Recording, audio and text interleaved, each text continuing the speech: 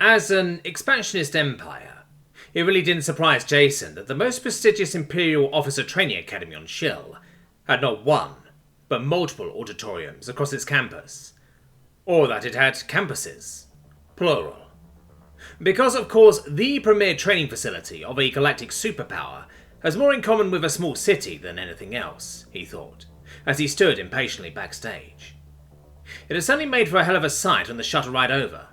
The Blackstone was a sprawling military complex that housed tens of thousands of instructors, officer trainees, guards and support staff. And unlike most other marine-focused complexes he'd come across that were more utilitarian in nature, the Blackstone had more in common with the Aviary, which was to say it was lavish. He couldn't even begin to imagine how much a place like this cost to run. Yet it was clear the Imperial government was all too happy to foot the bill, since the Blackstone had existed since the days of the First Unification War, and had only grown in the intervening centuries, until it had reached the gargantuan size it was today, all in service to churning out more and more young officers to meet the ever-growing needs of the Imperium and her armies. Certainly, it wasn't the only institution within the Imperium built to meet those needs, but it was certainly the largest. And the most prestigious, he thought, as he glanced out from behind the backstage curtains to the massive audience of humans, Shill, and other assorted races that lay beyond. "You okay, Jason?" Nora asked, standing behind him in her dress bronze.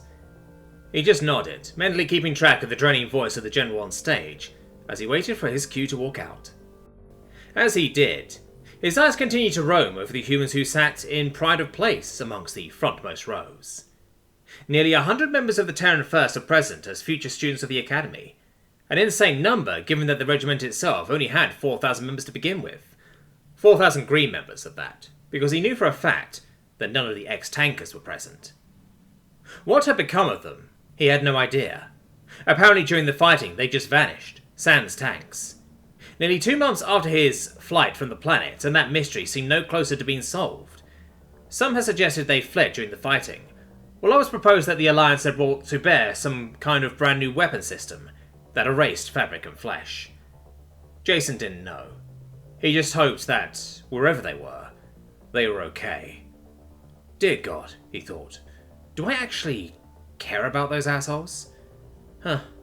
He supposed he did. Whatever. They'd find out what happened to them eventually. The Imperium had the planet on lockdown, so the Alliance troops that remained were going nowhere, which meant the military had all the time in the world to call in a few battalions of Death's Head commandos to root them out.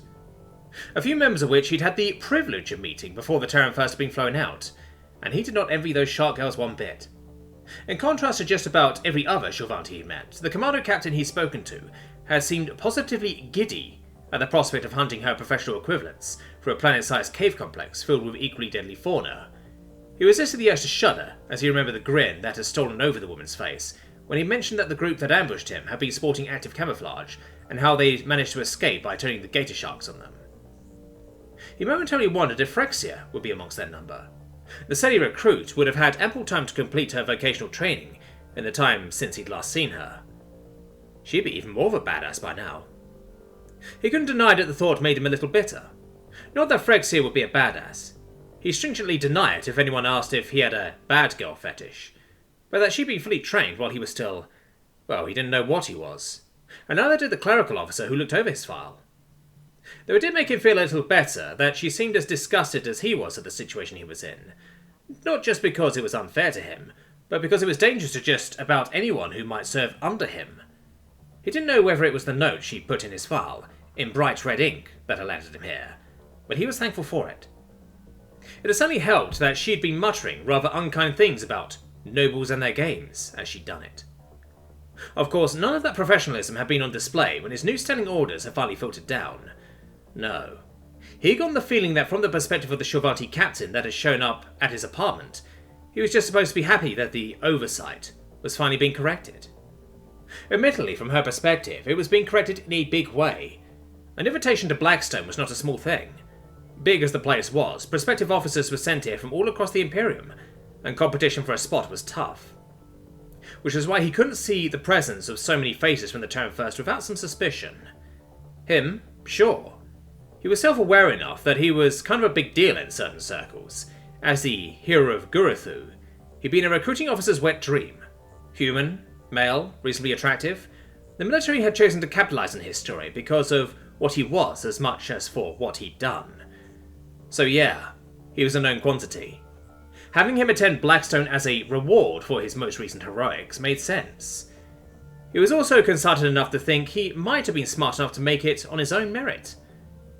Near 100 other humans, though? 1 in 10 of a given sample of humans? Hell, more like 1 in 6 given how many people didn't survive Ragnos, he thought. No.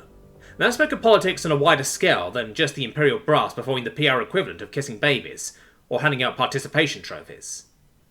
If they were willing to throw humanity that big a bone, and no doubt piss off a lot of blue bloods who'd see it as cheapening Blackstone's reputation, it suggested to him that a lot of people back on Earth might have been unhappy with so many kids coming back home in coffins. Even if those deaths equated to, what, about 16, maybe 17 days of fighting during the Vietnam War, he thought cynically. He'd done his research, and while it felt him more than a little poor taste to reduce the lives of the people he'd been fighting with to mere statistics, he was the sort to take refuge in maths and statistics over emotion. To the detriment of a number of his relationships over the years, both romantic, familial, and platonic. That was when he heard his cue. Against all possible odds, the hero of Guruthu. He stepped out onto the stage as the Marshal looked over at him, the footsteps of his polished boots echoing through the almost entirely silent auditorium. He imagined that in different circumstances there might have been applause to accompany his arrival. This was a military function, though, and like most ceremonial events of a military nature, ran much closer to somber than celebratory. Still, he'd done this rodeo dozens of times before when he'd first been dubbed the hero of Guruthu. So rather than focus on being blinded by the spotlights overhead, he instead focused on counting his steps as he swiftly, but not too swiftly, made his way over to the General. Coming slowly to a stop before her, he saluted, placing his hand over his breast in the Imperial fashion. A salute that was returned by the woman and the officers behind her. A salute that had far too much enthusiasm given the way he heard the audible thumps of fists hitting breastplates. Ignorant of his discomfort, the scarred woman grinned widely at him before gesturing to the podium. Nodding his thanks, he stepped up to the smooth wooden construct, running his hands along the varnished exterior as he clicked on the microphone. He didn't speak, though. He waited. For just a moment. Long enough for his gaze to rove over the crowd in a casual and unharried manner. Just like we practiced, he thought, as his recent readings on public speaking for dummies came back to him, born of some, perhaps misplaced guilt at his most recent complete failure as the Terran First Morale Officer. Sure, while he didn't quite blame himself for the dissolution of the regiment's discipline on its final day, he wasn't so callous as to deny that the maintenance of morale had been amongst his primary duties. Duties he'd immediately abandoned in favour of doing what he could actually do, instead of pursuing a line of work for which he was clearly unsuited. But the point remained. He'd failed. Because Terran First was definitely a lot more Lord of the Flies than in charge of the Light Brigade towards the end, he thought, with a hint of melancholy, before straightening up. Alright, don't appear unsure, don't appear unhurried, and don't look like you're reading from a script. Which meant he was supposed to take a moment to think, as he stared out into the crowd. His eyes immediately aligned onto the eager and familiar faces of the Terran First, or former Terran First, he supposed, because neither he nor any other human present were still members of the now storied regiment, which had become a not uncommon fate for the survivors of Ragnos 3. The Terran First still existed in name, of course, but a few of the original complement remained. Over the last 2 months they've been reassigned, en masse, replaced by fresh-faced boot marines straight out of training. Sure, some of the original members were still around, but they were spread throughout the regiment, clearly just there to mentor the newbies and provide a solid core of veterancy. Truth be told, he hadn't been all that bothered by that fact. While many Marines had latched onto the sense of belonging that came with being part of a regiment, to him it had just been another posting. Still, he'd been at least passively curious as to why so many of his former companions were being shipped out to places unknown. It hadn't been hard to find out the reason by leaning on his reputation as the hero of Guruthu. Someone had taken an interest in the events of Ragnos 3. Which wasn't too surprising. Lots of people were interested in what had occurred there. 2, nearly 3, Imperial regiments nearly wiped out by an Alliance Black Ops operation. While no one quite knew why the coalition of Star Nations had done what they'd done, it was still a level of provocation that the Imperials couldn't ignore, and the Alliance couldn't deny, despite the latter's best attempts to do so. But no. The likelihood of a coming war between the Alliance and the Imperium hadn't been news to him, even if it did sometimes keep him up at night. No. What had been news to him was that one of the parties interested in the events of Ragnos 3 was less concerned with how it had come about, as much as how human marines had performed during. Said party being a part of the Imperial family. The Imperial family. The only one that really mattered. From what he'd heard, a certain Imperial Princess Kamalesh had become enamoured with tales of human ingenuity under adversity, and started issuing orders as part of her role as head of Imperial Special Operations. His former comrades weren't being shuffled into new Shill line regiments. No. They were being shipped off to form the veteran core of a myriad of newly formed human regiments. Regiments that would be based around the idea of hard-hitting strike forces that could continue to fight and complete objectives without orbital support, or in spite of it on the enemy's part. An idea that, frankly, he wanted no part of. Unfortunately for him, Kamalesh had enough political oomph to get her new project started. Which was why he was rapidly getting a feeling that this invitation to Blackwell was not the gift it had been pitched to him as. If anything, it was looking more and more like a collar that was just waiting to be wrapped around his neck. After all, a longer training period meant a longer service period to recoup the state's investment. And with a war on the horizon and these new human shock regiments in the pipeline, well, he could only hope that a few of his fellow Terran veterans were also smart enough to smell the ash in the wind, because I'm sure as hell not about to tell them. He was about to be in enough shit without deliberately tweaking some Imperial Princess's nose by torpedoing the prospective officer corps of her new pet project. The sound of a small cough off to his side, barely perceptible from anything more than a few feet away, shook him from his thoughts. He resisted the urge to smile self-depreciatingly at the general's small cue, reminding him of the fact that his moment of thought would soon turn into an awkwardly long silence. Fortunately, it hadn't quite passed that invisible signpost just yet, so he cleared his throat with a silent cough before straightening up. Pathos, ethos, logos, he reminded himself. My fellow Marines, he began, because ethos was all about reminding those you were speaking to that you were credible and trustworthy. Sailors, soldiers. I come before you today to speak on how honoured I am to have received an invitation to this hallowed academy. He'd say the lies felt like acid on his tongue, but after nearly 2 years of spewing whatever bullshit he had to in order to get by, his tongue was pretty damn well numb to it by now. And know that, while I stand alone up here, I would like to think that I am channeling the thoughts and feelings of my fellow humans down there in the audience with you, fellow veterans with whom I have fought, bled, and triumphed on the field of battle.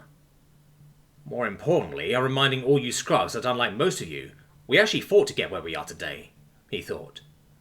Sure, most of the fighting he'd done was entirely unwilling and born of attempts to avoid it, but it had happened, and that was important, because while blood might have talked while merit walked in the Imperium, one didn't form an empire born on the back of conquest without instilling a healthy respect for your military into the minds of your people. And being a veteran meant you were afforded a certain level of respect beyond that, regardless of your origins. By contrast, most of the Shield present would have entered the officer track straight out of enlistment, rather than coming up through the ranks. A fact that was made immediately obvious even by the most casual of glances in his audience's direction. Most of them were young. Though it wasn't like his fellow humans were any older themselves. Hell, calling them veterans after a single half-baked disaster of a campaign was stretching it a bit too, now that he thought about it. Whatever, he was the veteran here. They were scrubs who should shut up and listen, even if he was human. And male. That was the gist of ethos, right? A triumph that was not easily won, he continued, moving on to pathos, which was apparently all about running up emotion. Fortunately, that was fairly easy, given recent events. Not because of the roach pirates, as we had so rarely been led to believe. No, it was the unprovoked aggressions of Alliance forces that pushed myself and my brave colleagues to the very brink of destruction. He let the roars of agreement from the crowd roll over him. Roars that none of the staff present made any attempt to quiet, which wasn't all that surprising. Anti-Alliance sentiment within the Imperium was growing as fast as a messenger ship could travel, with the Imperial propaganda machine blaring out what had occurred on Ragnos 3 to all that would listen. Sure, the Alliance was denying it just as fervently, but no one within the Imperium's borders was listening to them.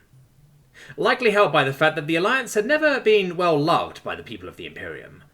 Sure, they were held with less contempt than the Consortium, but that wasn't exactly a high bar to beat.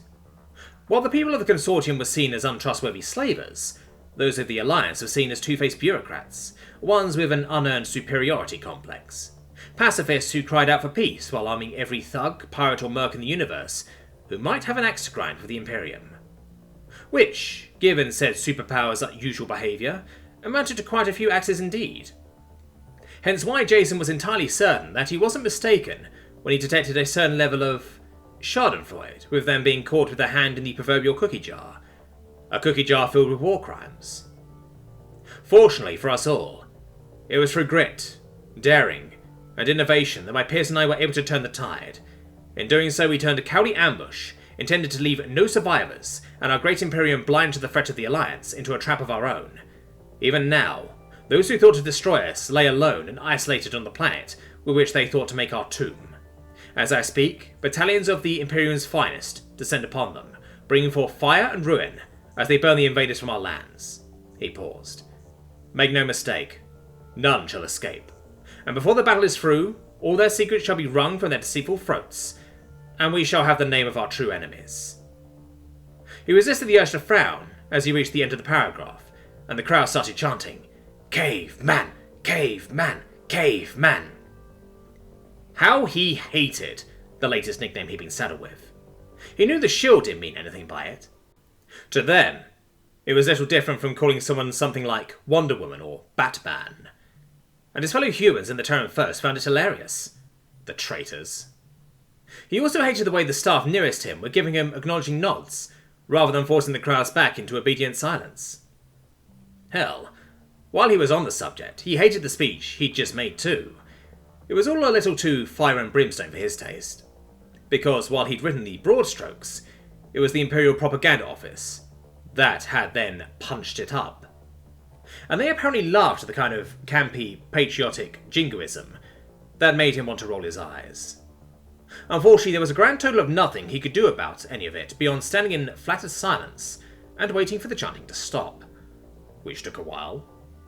Eventually, though, it did end. Still, for all that the Terran First and humanity proved more than capable of rising to meet our Imperium's newest challenges, talent without temperance is mere hubris, brittle, easily blunted.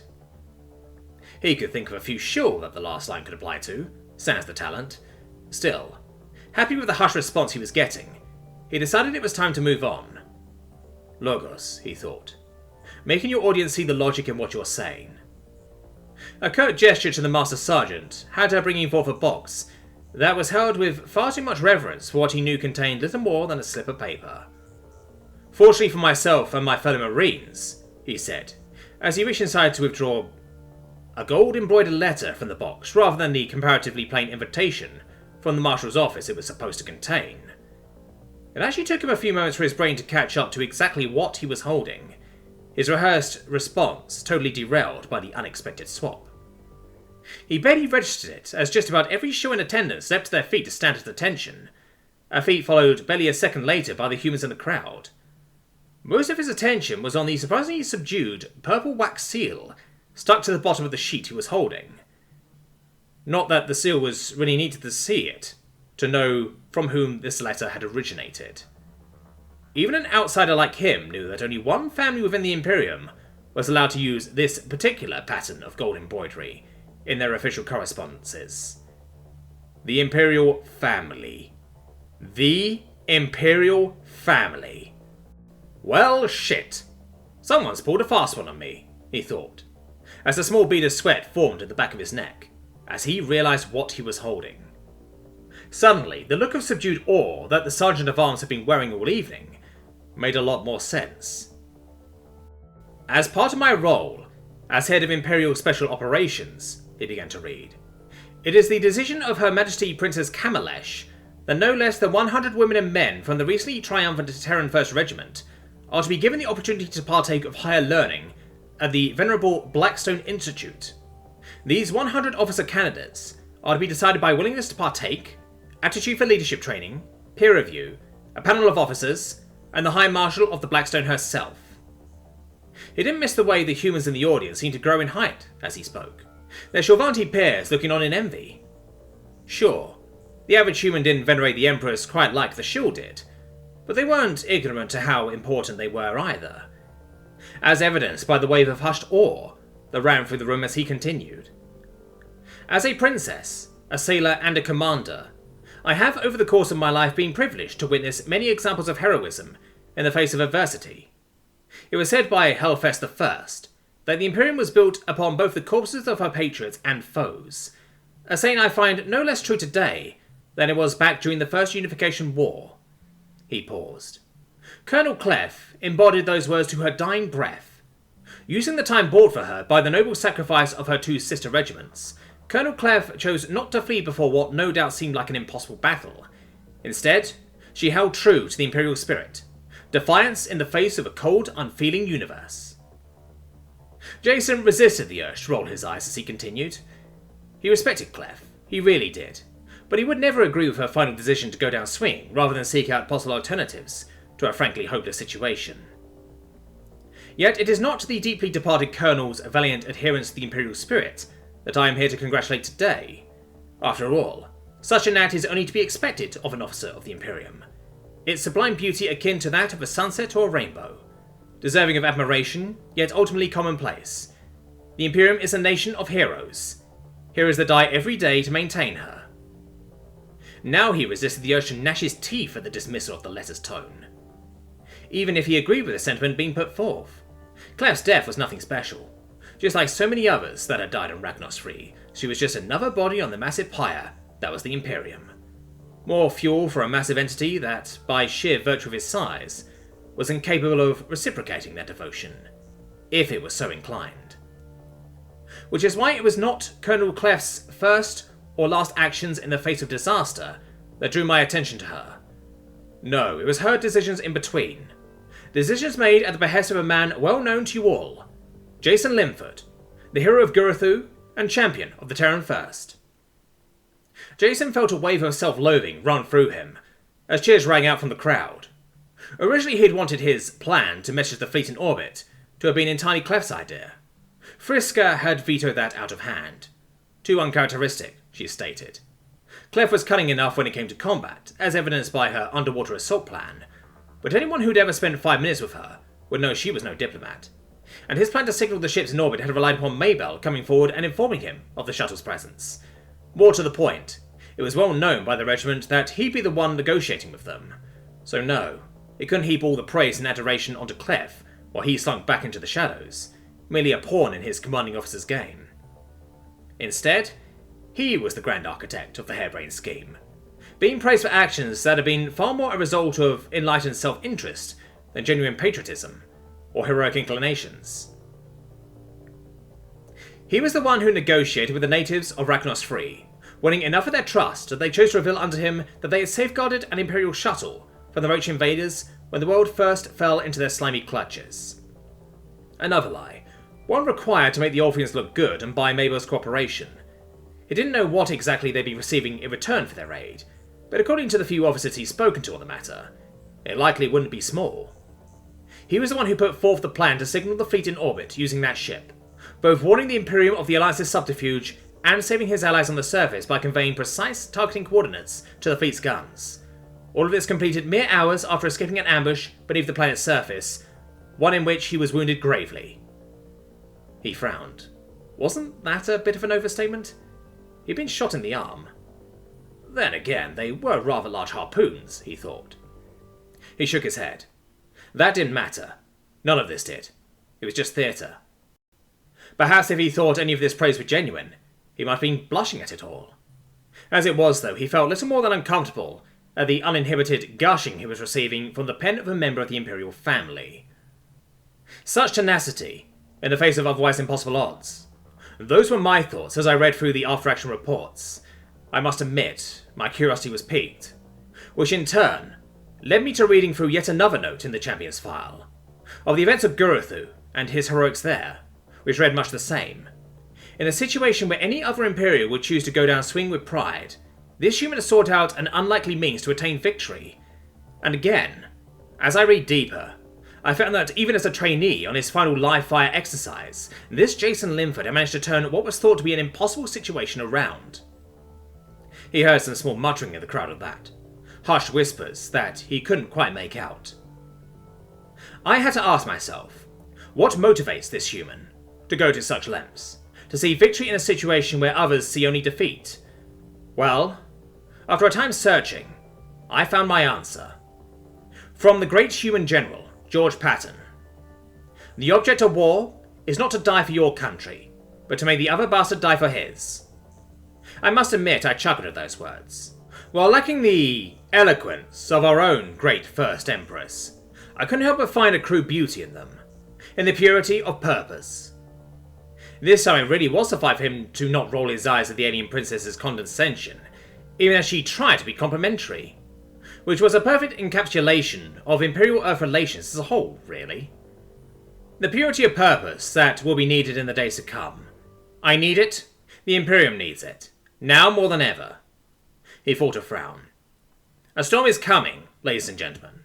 Enemies that have long since lurked in the shadows have finally overplayed their hand, and now a reckoning descends upon them.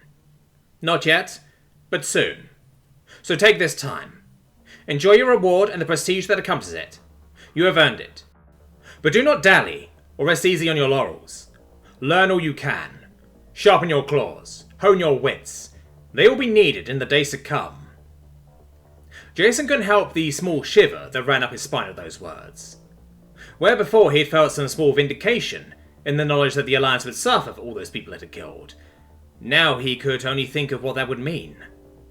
All-out war between two galactic superpowers, he thought. A war large enough to make any conflict on Earth look like a schoolyard squabble by comparison. He couldn't even begin to imagine the scale of death and destruction that was to come. As he glanced at the crowd before him, he couldn't help but wonder how many of those youthful faces would live to see the end of it. Half? None? He wondered. Would war on this scale even end with this generation? He didn't know. What he did know was that he wanted no part of it. Almost without thought, his fingers brushed against the omnipad at his waist. Comforted by its familiar presence, he turned his gaze back to the sheet before him. To that end, I intend to offer the champion Jason Linford a spot on my general staff, effective immediately. His stomach dropped, even as he heard excited whispers break out amongst the crowd. An opportunity to work with a member of the Imperial family, as part of our entourage? That was not an offer made lightly. And while it came with great expectations, it also carried great rewards and opportunities. For what else could the chance to have the ear of the woman who might become the next Empress be but an opportunity? A fact that was not lost on anyone present. With a mouth that suddenly felt incredibly dry, Jason continued speaking. While it pains me to deprive a promising young man of an opportunity to further his learning amongst the great halls of the Blackstone, of which I have many fond memories, it is a sad reality that his intelligence, drive, and unpredictable nature will be of more use elsewhere. Such is the unfortunate fate of all who choose to exceed. I didn't choose Dick, he thought cynically. If anything, I chose the opposite and failed miserably at trying to attain it. To that end, he glanced at his watch, heart jumping in his chest as he saw the number. It was time. Now or never. He closed his eyes, ignoring the noises of confusion that sounded out around him at his abrupt pause. His throat felt drier than the sands of the Sahara. His palms were sweating, and blood was rushing in his ears. I'd just like to say, fuck that noise. He opened his eyes, manic grin widening as he gazed out over the shocked faces arrayed before him. You've done it now, he thought. You big moron. Yet his heart felt lighter than a feather, as yet more words spilled forth from his mouth. That was me talking, by the way. Be a bit odd if the princess had put that in her letter. With deliberate disdain, he slid the golden letter off the podium, reveling in the scandalized gasp as the expensive bit of stationery hit the floor.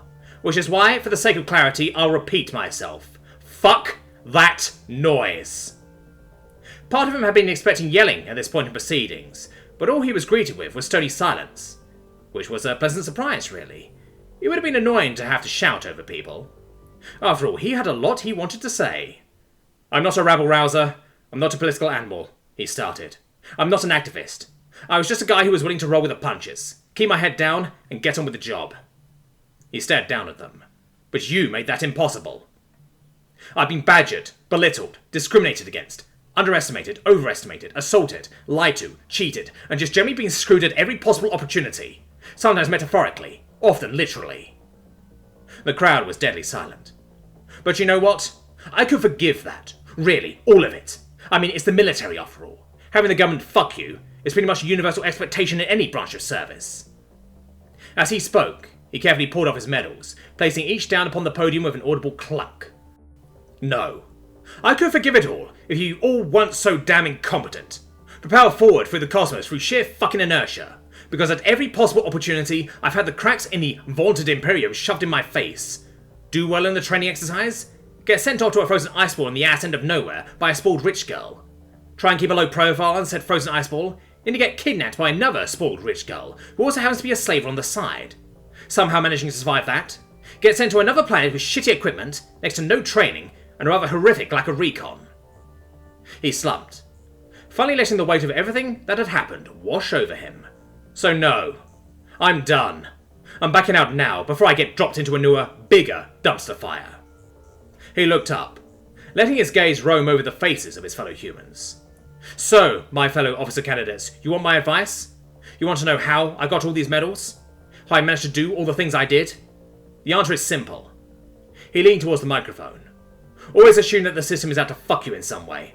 Do that, and you might avoid slipping through the gaping cracks in the vaunted Imperium's facade of freedom and civility. He grinned, leaning back. Which is why I'm leaving, he smiled. Or, if I'm being technical, I've already left. As he spoke, he brought up his Omnipad, turning it on and deftly flipping to the datamail confirmation he knew would be waiting for him. Or at least, he had really hoped was waiting for him, because things were about to get very awkward if it wasn't. Fortunately it was. In big blue letters, alongside a dozen other emails in fairly innocuous words. Monetary discharge order, Champion Jason Linford. 104, 526, 327. Grinning, he flipped it around. As of 3 minutes ago, my application for a monetary discharge order was approved. For those unfamiliar with such an order, that means I bought my way out of the military for a small fortune. Specifically, most of his savings and the entirety of the property received for his invention of the mouse way back in Gurathu. He was cleaned out, essentially penniless, and soon to be about as employable as a roach in the business sector. And he couldn't be happier. Even as the ambient noise in the room started to rise as people finally got over their initial shock, and started to transition to outrage. Which wasn't too much of a problem for him. He just needed to shout out over them. For those who are curious, a monetary discharge order can't be blocked. Requires no approval from anyone beyond the Monetary Discharge Order Committee, a committee whose only concern is whether or not an individual has the credits to apply, and is effective immediately upon the appropriate paperwork being filed. Which was frankly absurd. It actually had to read the fine print on the application twice to be sure that he was reading what he thought he was reading. It was true, though. A monetary discharge order was essentially a get-out-of-jail-free card for the Imperial's rich, powerful, and spoiled. Sure, it hadn't started out that way, but that was what a few thousand years of amendments had turned it into. Originally, it had just been meant as a way for landed knights to waive their personal service by paying their liege a sum, ample enough to cover the cost of a force of mercenaries to fight in their stead. Over the subsequent millennia, though, it transitioned into a way for nobles to skip out of the military if things were getting a little too difficult for them. The funds involved now simply a means to remunerate the state for the inconvenience, and a way for it to recoup whatever investment had already been made into that particular noble's training and equipment, a few times over. Quick, simple, and utterly inaccessible for anyone who wasn't rich as sin, because while a monetary discharge was open to everyone, the cost involved was astronomical, to the point where only the wealthy elite might be able to afford it. Or a dude who found himself receiving a rather nice windfall from an unexpected patenting of his idea, he thought. Did he feel dirty for using such a ridiculous law to get out of this? Not even a little, he thought. Fuck him. He owed the Imperium nothing. Not his time, not his life, and certainly not his peace of mind. He'd not lose any sleep over using one of their own loopholes to escape. He let others worry about right and wrong. As always, he kept doing whatever he needed to in order to get by. He might have been tempted to say a few more words, but the noise level in the room had now risen to a point where he doubted he'd have been able to shout over it. People were shouting at him. Shorvanti were arguing with humans. Humans were arguing with Shorvanti. Shorvanti were arguing with Shorvanti. Humans were arguing with humans. Staff were arguing with each other. No, he didn't think he'd be getting a chance to get anything else to say. And given that he was now a civilian, he figured the only lawful thing to do would be to vacate the premises. The Blackstone was a military academy after all, and he was a civilian. He had a note to say so and everything. That mantra was still repeating in his head when he got tackled by an MP, barely 5 feet from the podium. Things only got more complicated from there.